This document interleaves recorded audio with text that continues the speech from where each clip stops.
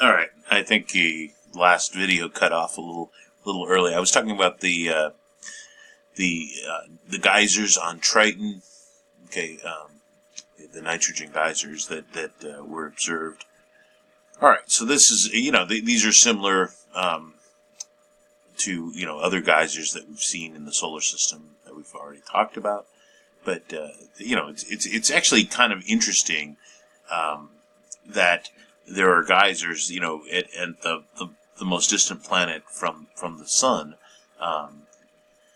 Another thing is, let's see. So, actually, let me get to a picture of.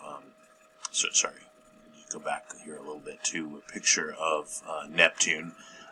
So it turns out that of all the planets in the solar system, Neptune, which is of course the 8th planet from the sun, and we really didn't expect this, has the fastest winds of all the planets. So that turns out to be a very interesting feature and was completely unexpected.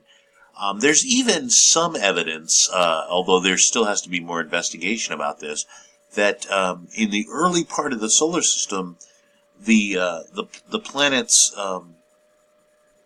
Uranus and Neptune basically encountered each other. Not there wasn't a collision, but they actually gravitationally switched places with each other. So there's some evidence of that. It's not that's not a definitive thing. There's kind of tangential evidence that shows that even Jupiter moved out of where it originally was in the early part of the solar system. So that still has to be. There has to be more investigation. So let's get back to where I was. Where was I? I was talking about. Okay. So geysers. Already did that. All right. Very good. So the ring systems were actually observed from Earth. So occultation is when starlight passes in front of something. You could have occultation of the moon. You could have occultation of a planet. In this particular case, it was occultations of the rings. And the rings of these two planets, or these two gas giants, are very, very thin.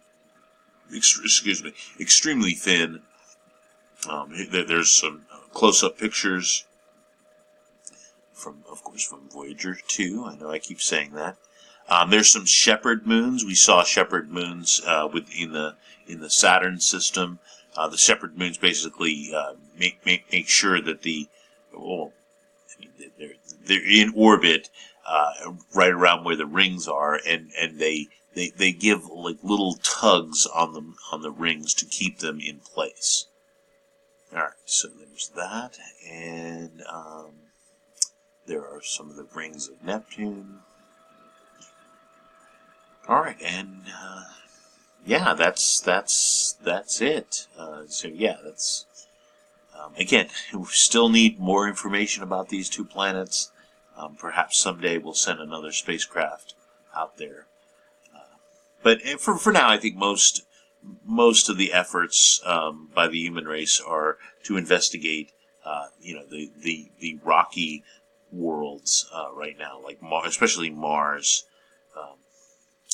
And we're even getting more and more interested in the asteroids, which is going to be part of the subject of Chapter 14.